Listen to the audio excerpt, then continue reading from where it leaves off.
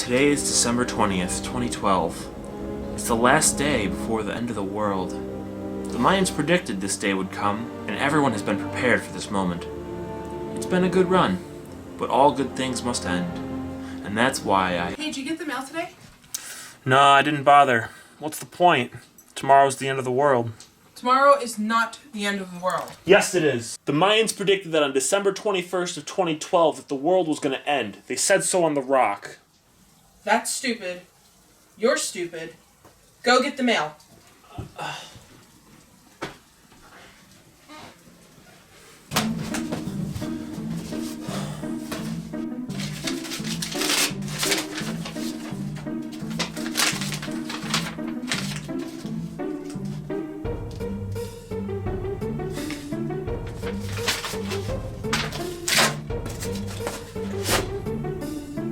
Huh. Eve of Extinction. How appropriate. Anything? Yeah, one more game before the world ends. The world's not ending!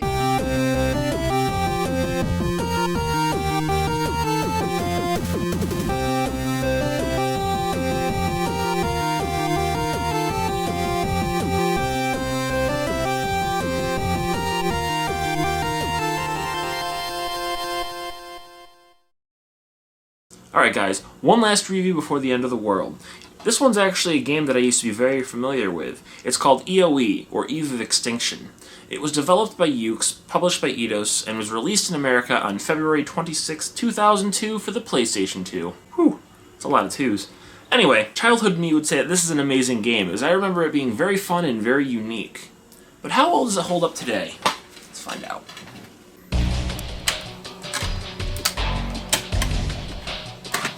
Meet Josh Calloway, former Wisdom employee. As far as protagonists go, Josh is really, boring. I mean, look at this guy. Baggy jeans, sleeveless shirt, goggles around the neck, fingerless gloves. Yikes. I mean, all this guy's missing is a fedora, a trench coat, and a penchant to bastardize Victoria-era dialect. He's a really nice guy. He tries way too hard to be an edgy, badass character like Dante from Devil May Cry. Yeah, sorry we can't be part of your plans for world domination. Is now a good time to talk about that retirement plan? I see. They want to play dirty, huh? Oh, you ain't seen nothing yet. And I mean, it's one thing to try to make the main character a badass, but they also write him to have a cheesy catchphrase, which can just almost never work with the badass persona. Give me a break! Oh, give me a break! Give me a break! Okay, who does this remind you of? I don't think it'll take you too long. Need a hint?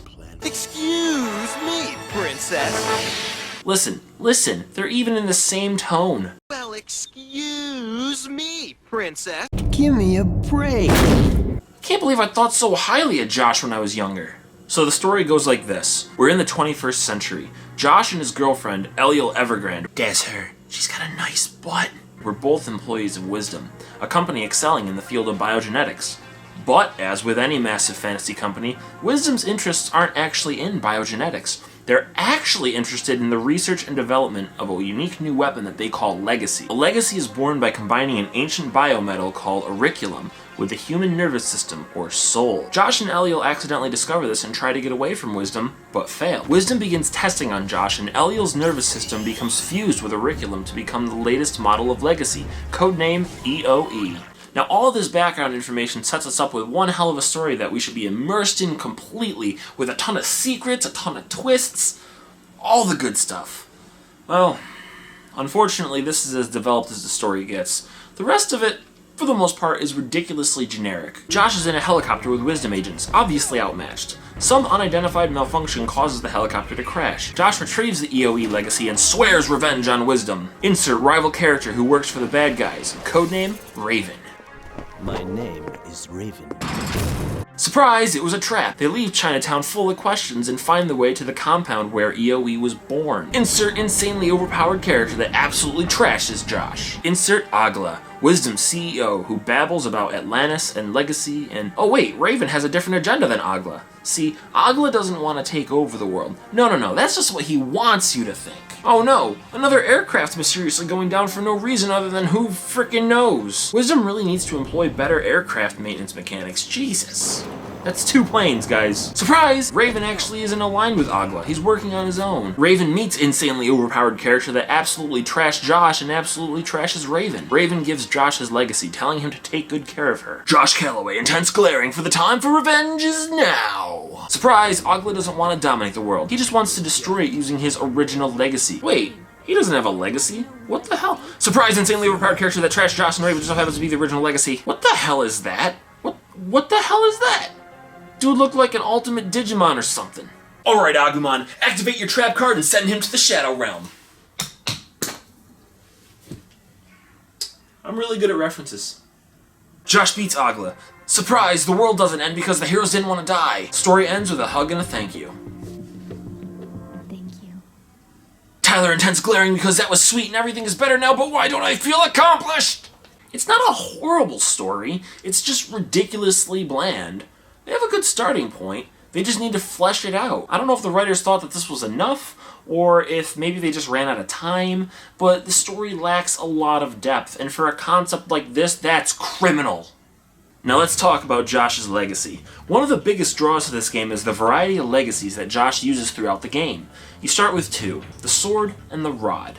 Then you get the guitars, the snake sword, the crossbow, the giant axe, the broadsword, the boomerang, the tonfa, and after you beat the game, the twin blades, which I will be calling the ruby daggers from here on out. Each weapon has its own set of attack variations of light and strong attacks, special actions, and legacy drives, which are their super moves. In order for a weapon to use its legacy drive, it needs to be powered up with 2 lay seeds. A lacy, collect 2 to power up the legacy.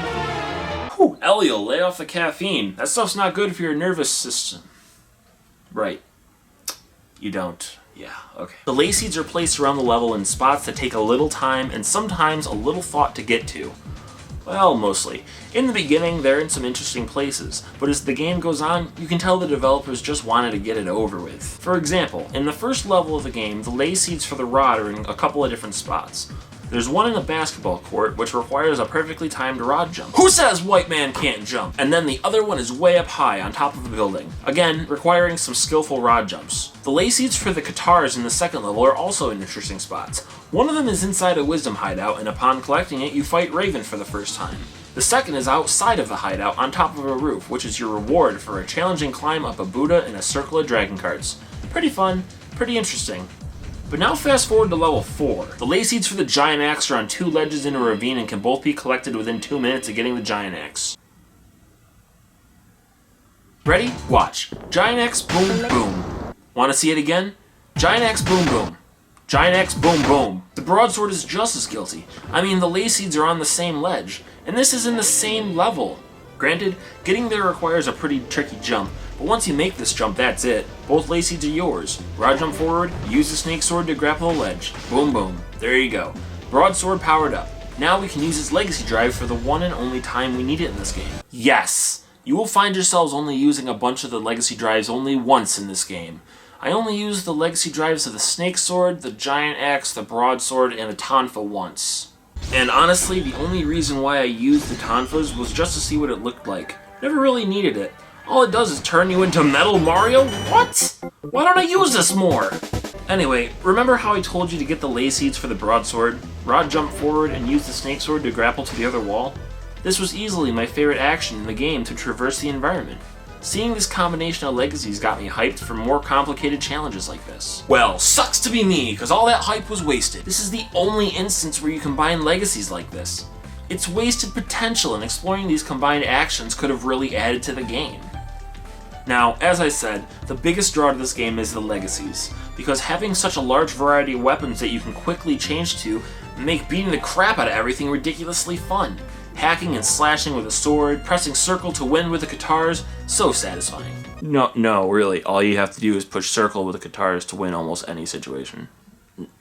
No, dude, I'm not joking. Just let me look. Just watch. It's broken. It's really broken.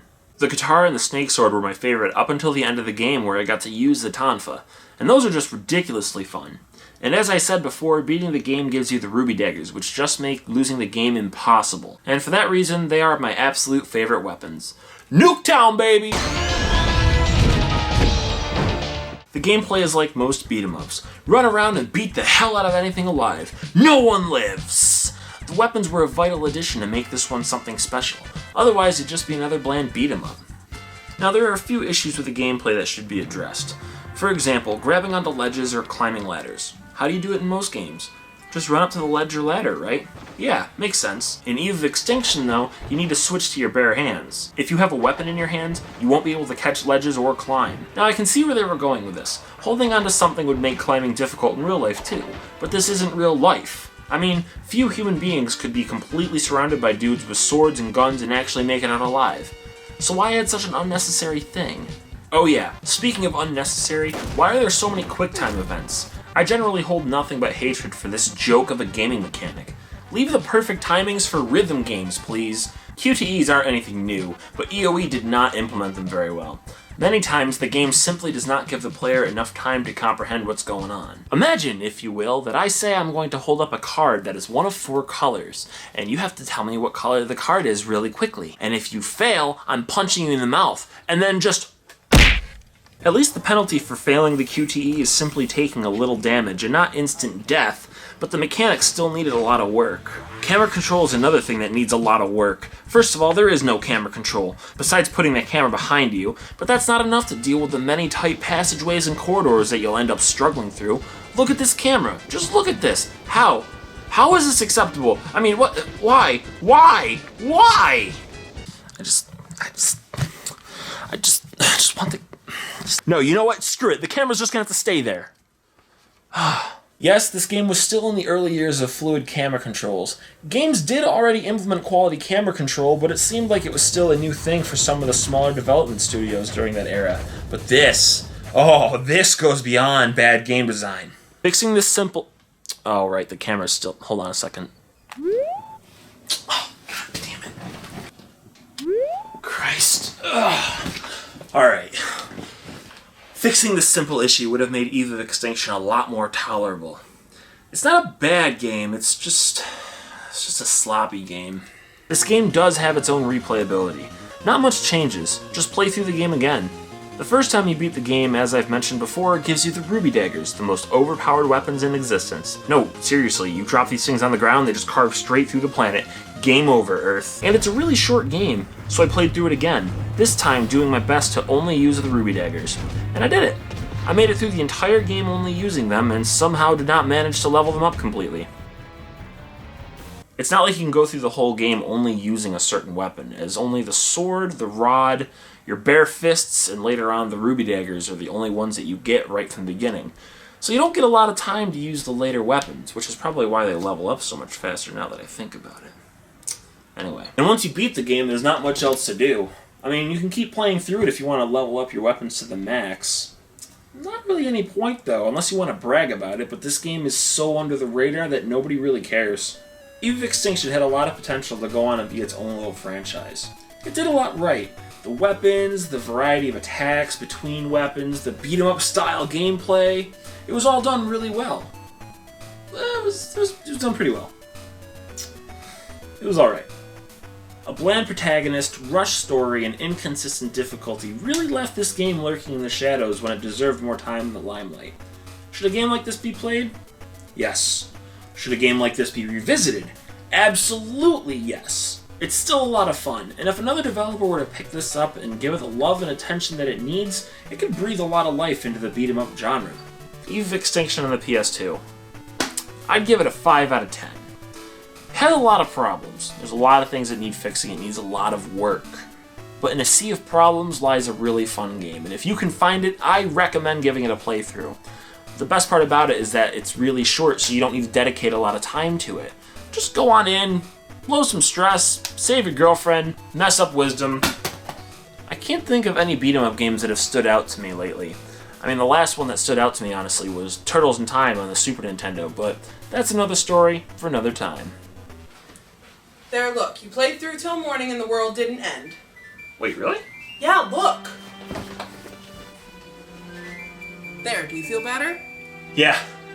Everything's gonna be alright. Good. Hey, wow, thanks for watching my Eve of Extinction review. If you guys liked the video, let me know by giving it a thumbs up, leaving me a comment, and sharing it with your friends.